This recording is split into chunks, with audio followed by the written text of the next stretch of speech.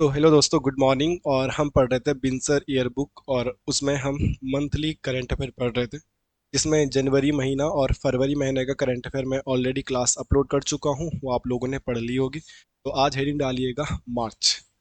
तो मार्च 2024 का जो भी करंट अफेयर बनेगा उस पर आज हम चर्चा करेंगे, उस पर आज हम डिस्कस करेंगे। एंड सॉरी बोलना चाहूँगा कि लास्ट दिन या जो बीता हुआ कल तक क्लास नहीं हो पाई है, क्योंकि मेरी तबीयत बहुत ख़राब था। अभी भी तबीयत सही नहीं है, खड़ा नहीं होया जा रहा है, बट फिर भी I am trying my best. तो शुरू करते हैं आज की क्लास, ठीक है। तो आज हम हेडिंग डालेंगे मेरे दोस्तों, मेरे भाइयों, और वो डालने वाले हैं मार्च 2024, है ना। सोर्स क्या है हमारा? बिन सर है, ये आप लोगों ने थंबनेल में देख दिया होगा, और हम पढ़ते हुए जा रहे हैं। पहला क्वेश्चन आज हम शुरू करने वाले बिन सर ईयर बुक का, वो है खेलो इंडिया विंटर गेम्स है, ठीक है। तो ध्यान रखना है, अगर क्वेश्चन आएगा खेलो इंडिया विंटर गेम्स, ध्यान रखना, स्पोर्ट्स से खूब क्वेश्चन बनते हैं। खेलो इंडिया विंटर गेम्स 2024, तो क्वेश्चन यही बन सकता है कि कहाँ इनका आयोजन हुआ था। तो मैं बता दूं, इनका आयोजन हुआ था लद्दाख में, और इनका आयोजन हुआ था गुलमर्ग में, ठीक है। ये पॉइंट ध्यान रखना। जिस टाइम ये गेम्स चल रहे थे, दैट टाइम मैं भी वैष्णो माता के दर्शन करने गया था, तो उस समय कुछ हमें मिले भी थे वहाँ लोग, जो मतलब स्पोर्ट्स खेलने जा रहे थे, तो ध्यान रखना, ठीक है। तो उसके अलावा हमें क्या याद रखना है? खेलो इंडिया विंटर गेम्स 2024 लद्दाख और गुलमर्ग में हुए थे। हम क्यों पढ़ रहे थे? उत्तराखंड के करंट अफेयर में इस खेलो इंडिया विंटर गेम्स में उत्तराखंड कुछ मेडल जीता है ना। तो क्वेश्चन आएगा, उत्तराखंड कितने मेडल जीता भाई, ऐसा क्वेश्चन बनेगा। तो इसमें उत्तराखंड जीता था 7 मेडल, ये भी पॉइंट आप लोगों को याद रखना। तो क्वेश्चन आएगा, इसमें उत्तराखंड कितने मेडल जीता? 7, थाला फॉर ए रीजन, है ना। तो 3 गोल्ड, 3 सिल्वर और 1 ब्राउन्ज, ये ध्यान रखना, ठीक है। पहले गोल्ड आता है, फिर सिल्वर को क्या लिखते होंगे, एस, और फिर ब्राउन्ज, ठीक है। ये पॉइंट आप ध्यान रख लेना।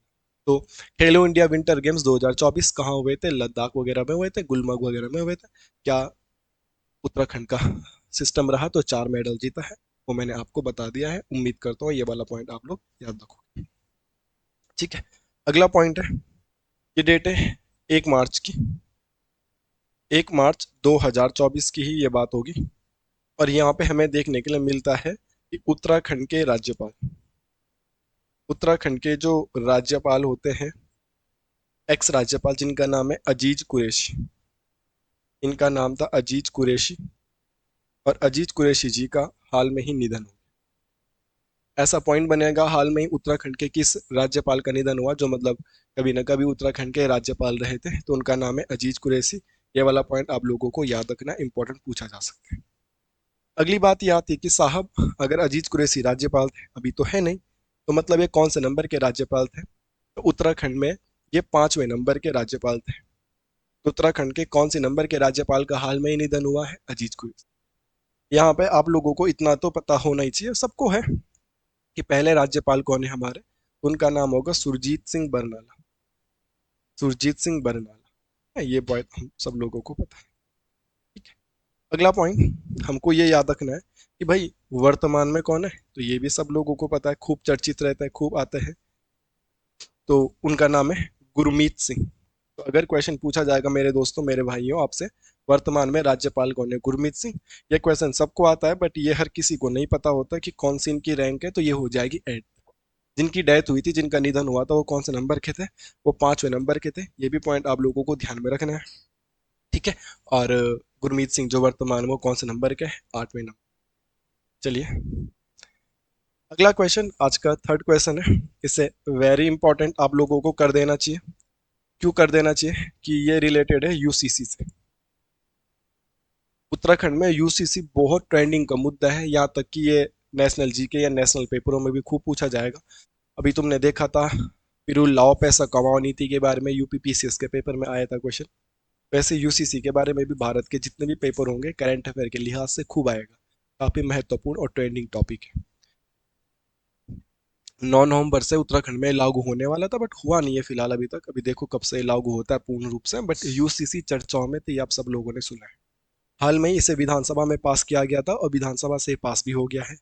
हाल में ही क्वेश्चन आया था विधानसभा में पास किया गया था, रिपोर्ट कब सौंपी गई थी, ऐसा क्वेश्चन यहाँ से बनेंगे।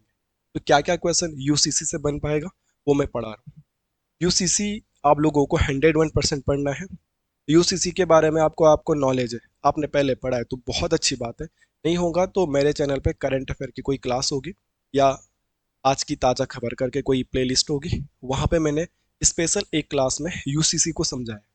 अभी तो हम मंथली करंट अफेयर पढ़ रहे हैं बिन सर से, बट वहाँ पे मैंने स्पेशली टॉपिक पे चर्चा करी है, यूसीसी क्या है, कहाँ से लिया, क्यों लिया, इसमें क्या क्या प्रावधान है, एवरीथिंग मैंने वहाँ पे डिस्कस किया बड़े डिटेल में। तो एक बार प्लीज़ आप उस क्लास को जरूर देख लीजिएगा, वहाँ पे बड़ी डिटेल में हमने चर्चा करी है। अभी आते हैं इस टॉपिक पे यूसीसी। ठीक है, तो इस यूसीसी हम क्यों पढ़ रहे हैं वो देखने का प्रयास करते हैं। यूसीसी के लिए जो कमेटी का गठन किया गया था, अगर क्वेश्चन आएगा यूसीसी के लिए कमेटी का जो गठन किया था वो कितने सदस्य थी, तो वो थे 5 सदस्य। कितने सदस्य थे वो? 5 सदस्य थे। 5 सदस्य में अगर उनकी जो अध्यक्षता की मैं बात करूं तो अध्यक्षा कौन थी? रंजना जी। ठीक है, रंजना देसाई जी। तो ये यूसीसी की जो कमेटी बनी थी यूसीसी के लिए 5 सदस्य, उसकी क्या थी? रंजना प्रकाश देसाई जी उसकी कमेटी की अध्यक्ष थी। ये पॉइंट भी आप लोगों को याद रखना है। अगर मैं इसके अन्य सदस्यों की बात करूं तो आपको ये नाम देखने के लिए मिलेगा कौन सा? मनु गौड।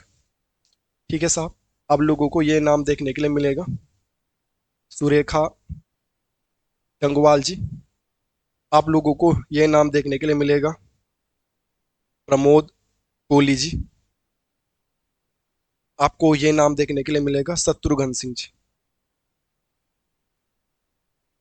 ठीक है, ये हमारे मुख्य सचिव भी रह चुके हैं उत्तराखंड के, तो इनका नाम भी आप लोगों ने सुना होगा और आराम से याद रख सकते हैं।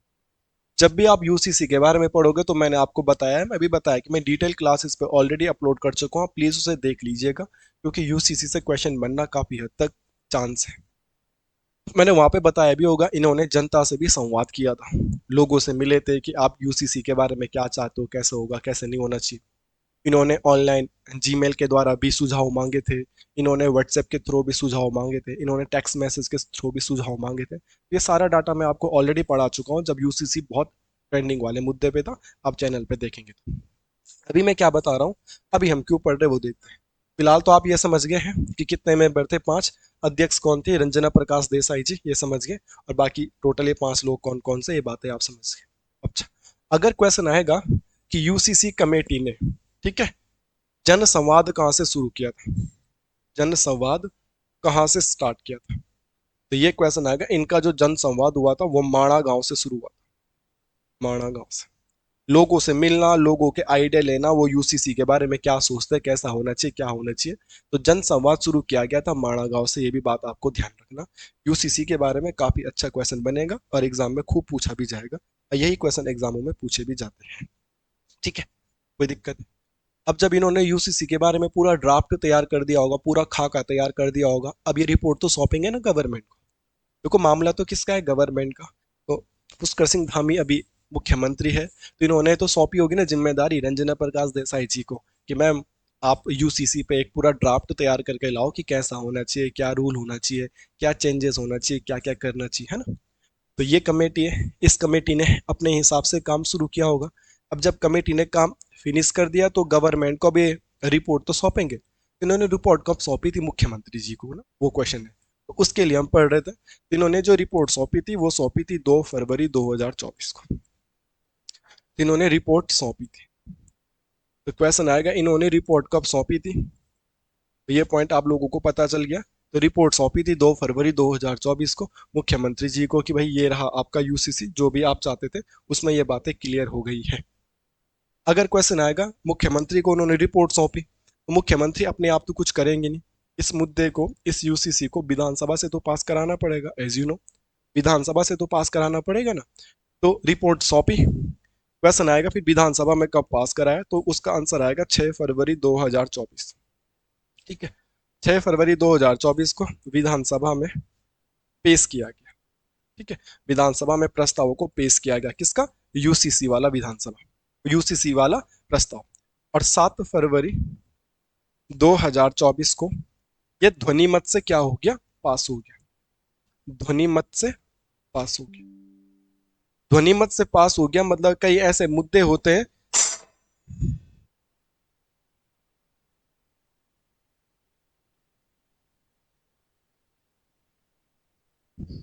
जाओ जाओ जाओ जाओ, छोड़ दो उसे, उसे छोड़ दो, इसे लेके जाओ, जाओ आप यहाँ से, जाओ।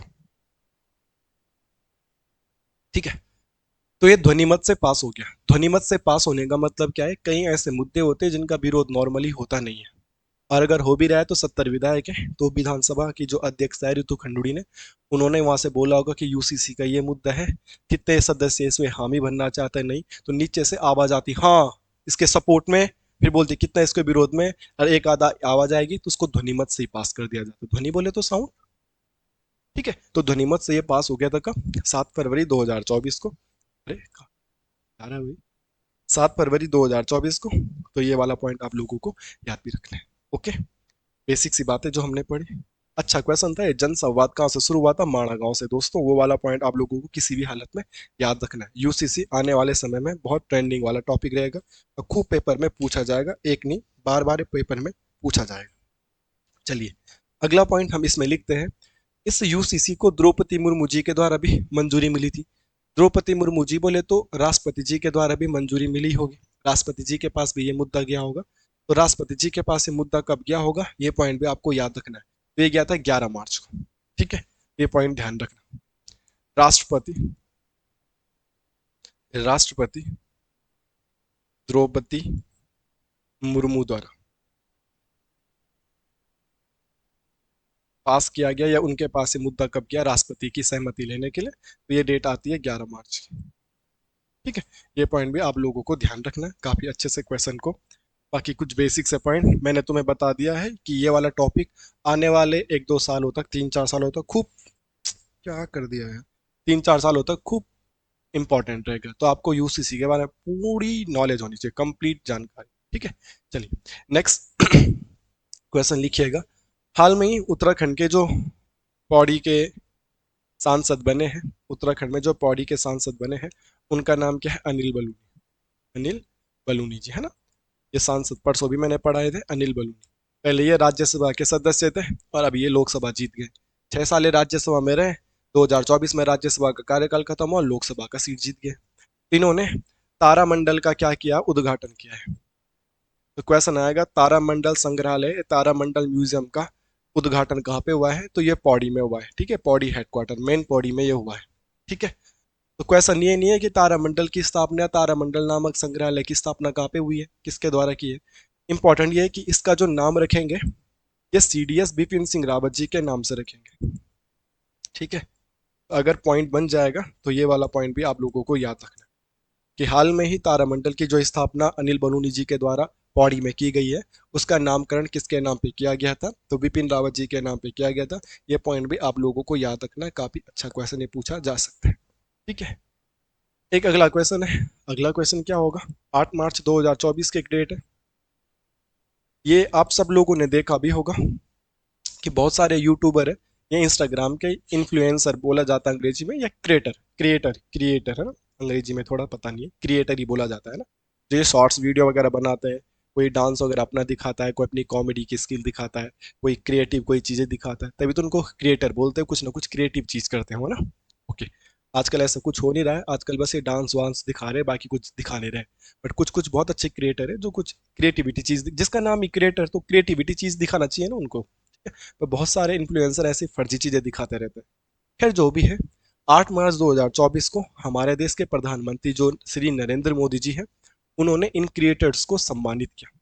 देश के टोटल 30 40 50 क्रिएटर्स को लेके आए हैं, जो अपने अपने फील्ड में बेस्ट है। कि कोई टेक्नोलॉजी के फील्ड में अच्छी जानकारी दे रहा है, कोई गेमिंग के फील्ड में अच्छी जानकारी दे रहा है, कोई कॉमेडी के फील्ड में अच्छी जानकारी दे रहा है, कोई टेक के फील्ड में दे रहा है, कोई एजुकेशन के फील्ड में दे रहा है। तो क्रिएटर तभी बोला जाता है उनको। तो मोदी जी ने भारत के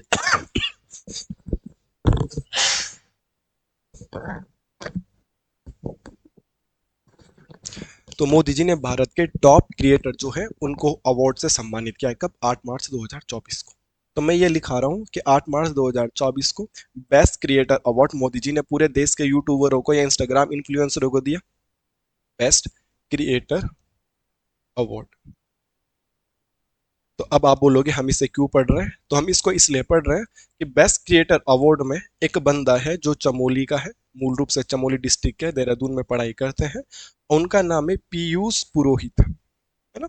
तो पीयूष पुरोहित जी को भी मोदी जी ने सम्मानित किया है। इनको कौन सी कैटेगरी में अवार्ड मिला है? तो इनको मिला है नैनो क्रिएटर में। ठीक है, नैनो क्रिएटर मतलब छोटी शॉर्ट्स वीडियो बनाते होंगे, तो आप लोग पीयूष पुरोहित को सर्च मारना और इनकी वीडियो देखना कि किस फील्ड में और किस टाइप के वीडियोस ये बनाते हैं। इनको मोदी जी द्वारा क्या किया गया था? सम्मानित किया गया था। तो क्वेश्चन आ सकता है, हाल में ही बेस्ट क्रिएटर अवार्ड दिए गए थे, तो मोदी जी ने जो उत्तराखंड के एक आदमी को या एक बच्चे को सम्मानित किया, उनका नाम क्या है? पीयूष पुरोहित। कहाँ से ये संबंध रखते हैं? तो आपके सामने लिखा है, चमोली से संबंध रखते हैं। और किस फील्ड में दिया है? नैनो क्रिएटर फील्ड में दिया है। ओके, मतलब कौन से कैटेगरी में दिया है? तो इसकी जो कैटेगरी होने वाली है, अलग अलग कैटेगरी में बहुत सारे लोगों को मिला, तो इनको नैनो क्रिएटर कैटेगरी में मिला था। छोटी छोटी वीडियो बनाते होंगे, तो इससे हम ये आइडिया लगा सकते हैं। बहुत इंपॉर्टेंट है, एक पॉइंट आप लोगों को याद रखना है। ठीक है, अब वो है लाठी आर्ट। लाठी आर्ट हमारे इधर की है। लाठी आर्ट, ये क्वेश्चन एग्जाम में पूछा जा सकता है। उत्तराखंड संस्कृति वाली चीजों को खूब पूछ रहे हैं, ऐसी चीजें खूब पेपर में आती है।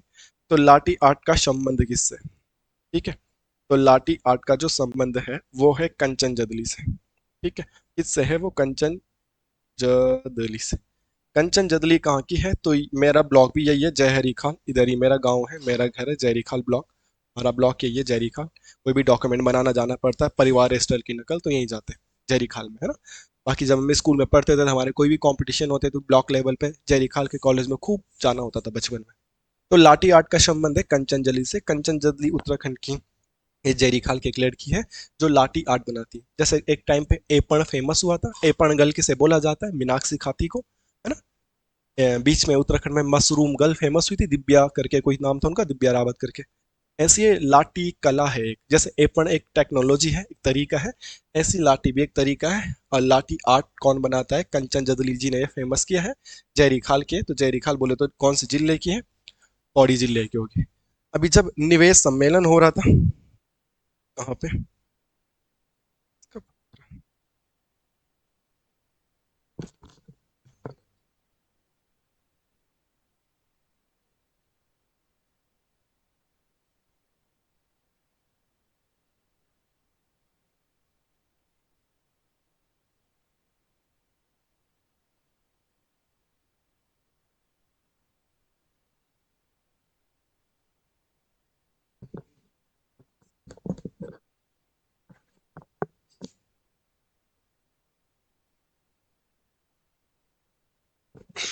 तो लाठी आर्ट आप गूगल में सर्च कर लेना, आपको मिल जाएगा। बहुत अच्छी टेक्नोलॉजी है। देखो, आप परेशान हो रहे होंगे ना बार बार बीच में, वीडियो को इस आगे आगे भगाते रहना, ठीक है। एक तो डिस्टर्बेंट इसलिए हो रहा है कि मेरे घर वाले आ रखे आजकल मेरे साथ, बच्चे बुच्चे हैं जो ये परेशान कर रहे हैं। एक फ़ोन खूब आते हैं। लाठी आर्ट क्या है? ठीक है, तो इस प्रकार की ड्राइंग आपने देखी होगी कभी सोशल मीडिया में, इस प्रकार की। तो ये है लाठी आर्ट। ठीक है, दिख रहा है आप लोगों को?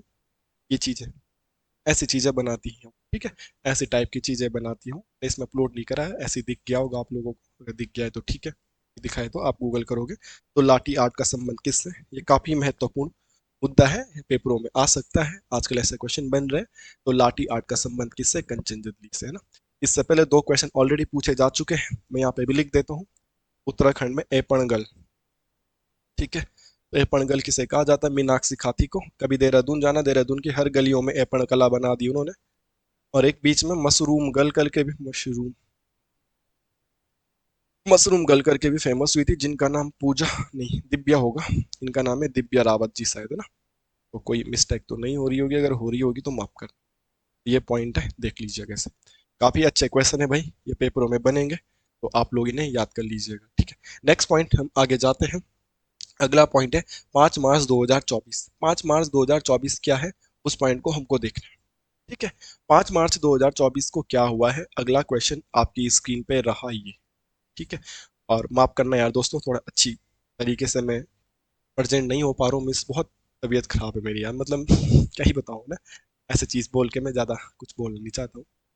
5 मार्च 2024 को क्या हुआ था मैं भूल ही जा रहा हूँ। हाँ, पुरोला भाई, उत्तरकाशी वाले भाई, पुरोला। तो पुरोला पहले क्या थी? एक नगर पंचायत थी। और कुछ होगा नहीं होगा, बट ये वाला क्वेश्चन एग्जाम में पूछ लिया जाएगा। नगर पंचायत थी, और अभी इसको नगर पालिका बना दिया। ठीक है, और ये इसलिए भी इम्पोर्टेंट है कि आप देख पा रहे होंगे अभी हाल में ही नगर पंचायत नगर पालिकाओं के चुनाव होने वाले हैं, नगर निगमों के चुनाव होने वाले हैं। तो ये टॉपिक ऑलरेडी करंट अफेयर में और घुल मिल जाएगा, तो खूब चर्चाओं में रहेगा।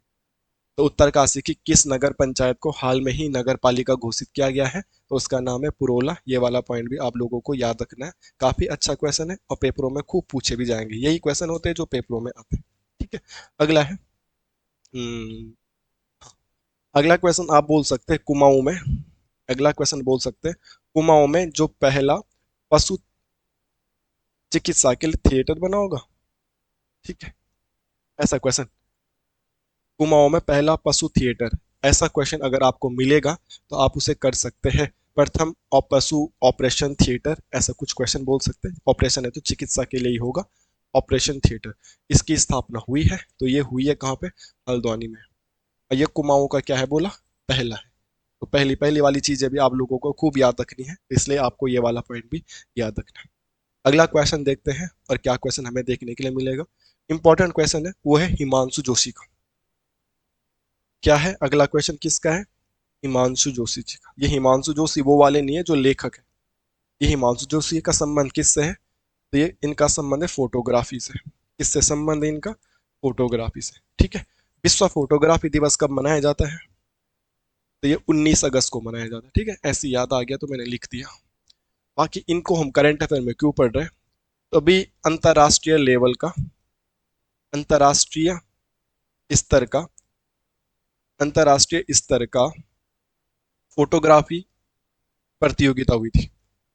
अंतरराष्ट्रीय स्तर की फोटोग्राफी प्रतियोगिता जो हुई थी, और ये कहाँ पे हुई थी? तो मेरे दोस्त ये हुई थी कोलकाता में। कहाँ पे हुई थी मेरे भाई? कोलकाता में। और इसके विनर है हिमांशु जोशी। इसके विनर कौन है? हिमांशु जोशी। इसके विनर कौन है? हिमांशु जोशी। तो ये क्वेश्चन आ सकता है भाई। ऐसा क्वेश्चन आएगा इनका संबंध किससे है, तो काफी बच्चे तो कर भी नहीं पाएंगे कि इनका संबंध किससे है, तो फोटोग्राफी से। तो ये पॉइंट आपको याद रखना है। तो हिमांशु जोशी जो हाल में ही फोटोग्राफी प्रतियोगिता जीत के आए अंतरराष्ट्रीय लेवल का, कहाँ पे हो रहा था वो? तो वो हो रहा था फोटो प्रदर्शनी कोलकाता में। ओके, तो वहां पे फर्स्ट प्राइज जीते हैं, विनर है इसका, फर्स्ट प्राइज जीते। और ये हिमांशु भाई कहाँ के होंगे? तो ये सर है, ये है नैनीताल के। कई बार ऐसा क्वेश्चन भी पूछ लिया जाएगा ना, उनका संबंध किस जिले से है, तो भाई आप क्या करेंगे कि इनका संबंध नैनीताल जिले से है। ओके, नेक्स्ट क्वेश्चन मेरे दोस्तों आप लिखिएगा, और वो लिखिएगा वंदे भारत ट्रेन। आपने देखा होगा हाल में ही, अगर आप सोशल मीडिया चलाते हैं तो वंदे भारत ट्रेन काफी चर्चित ट्रेन थी भारत में। ठीक है, अपनी लग्जीरियस के लिए, अपनी स्पीड के लिए वंदे भारत ट्रेन। तो वंदे भारत ट्रेन को हाल में ही उत्तराखंड से कनेक्ट किया गया है। तो उत्तराखंड के किस शहर से कहाँ तक ये चली थी, ये वाला पॉइंट भी आपको ध्यान रखना है। उत्तराखंड के किस शहर से कहाँ तक ये चली थी, है ना? ये पॉइंट भी आपको ध्यान में रखना है। तो वंदे भारत ट्रेन ये दून से लखनऊ चली थी। कहाँ चली थी? दून से लखनऊ चली थी। तो ये वाला पॉइंट आप लोगों को याद रखना है, इंपॉर्टेंट करके आप इसे याद कर सकते हैं। काफी अच्छा क्वेश्चन है, ऐसे क्वेश्चन पूछ लिए जाते हैं। तो हाल में उत्तराखंड में वंदे भारत ट्रेन चलाई गई थी, ये किन दो शहरों को जोड़ी थी? तो आपके सामने बोर्ड पे लिखा है किन दो शहरों को जोड़ी है। आप चीजों इन दोनों को याद कर लीजिएगा। ठीक है, अब महत्वपूर्ण क्वेश्चन यहाँ से निकल के आता है, इसको भी मैं इंपॉर्टेंट करूंगा एग्जाम की दृष्टि से। और यहाँ पे है एक पॉइंट, अब मेरे दोस्तों वो पॉइंट है बुक्स का। ये बुक का पॉइंट है इंटरनेशनल रिलेशन, इंटरनेशनल रिलेशन। आप साउथ इंडिया की फिल्म में देखते होंगे ना, खिलाड़ी, इंटरनेशनल खिलाड़ी, खिलाड़ियों का खिलाड़ी, सबसे बड़ा खिलाड़ी, अक्षय कुमार बनाता है फिर उन फिल्मों की रीमेक। तो इंटरनेशनल खिलाड़ी, सॉरी इंटरनेशनल रिलेशन।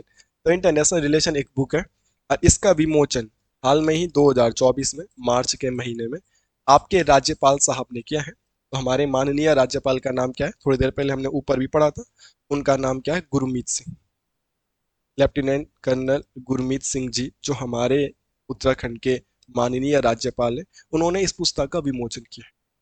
तो अगर आपसे क्वेश्चन पूछा जाएगा कि ये पुस्तक के राइटर कौन है, किसने लिखी है, तो ये पुलिस के महानिदेशक रह चुके हैं उत्तराखंड में। आपको इनके नाम याद रखने, ठीक है? अब तो रिटायर हो गए हैं। तो किन्होंने ये बुक लिखी है? तो दो आदमियों ने, दो लोगों ने ये बुक लिखी है। आपको आपको ये नाम याद रखने चाहिए, अशोक कुमार और राकेश मोहन जी। ठीक है, आपको क्या नाम याद करने हैं? अशोक कुमार जी, और आपको एक नाम और याद रखना है, राकेश मोहन जी। दोस्तों काफी हद तक इंपॉर्टेंट क्वेश्चन निकल के आता है। इंटरनेशनल रिलेशन, इस बुक का विमोचन गुरमीत सिंह जी ने किया है और इसके जो राइटर है वो अशोक कुमार और राकेश मोहन जी है। ये पॉइंट भी आप लोगों को याद रखना, काफी अच्छा क्वेश्चन है, पेपरों में पूछा जा सकता है। ठीक है, अगला पॉइंट हम करते हैं। अगला पॉइंट है उत्तराखंड हिमालय कल्चर का आयोजन। अगर क्वेश्चन आएगा हाल में ही उत्तराखंड हिमालय कल्चर का आयोजन, उत्तराखंड हिमालय कल्चर का आयोजन कहाँ हुआ है, ऐसा क्वेश्चन भी बन सकता है। क्यों हुआ है, ऐसा क्वेश्चन भी बन सकता है।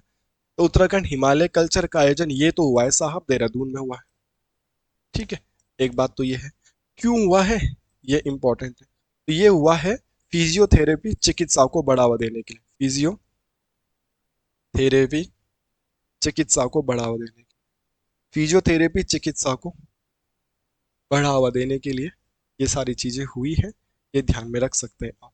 अच्छा क्वेश्चन निकल के आएगा भाई कि उत्तराखंड हिमालय कल्चर का आयोजन हाल में ही कहाँ पे किया गया है, तो ये देहरादून में किया गया है। क्यों किया गया है, आपके सामने एक क्वेश्चन मैंने लिखा हुआ है, इंपॉर्टेंट करके आपको ये पॉइंट याद करना। देखो, एक बहुत कैसी घटना है, मैं क्या ही बोलूं।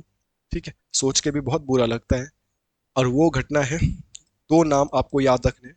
एक नाम है मिलाप सिंह, ठीक है, और एक नाम है वीरेंद्र प्रताप सिंह, वीरेंद्र प्रताप सिंह। ये दोनों के दोनों पुलिस वाले थे, पुलिस वाले थे। इनको अभी यूपी हाई कोर्ट ने सजा सुनाई है। तो हाल में किन दो पुलिस वालों को सजा सुनाई गई है, इनको सुनाई।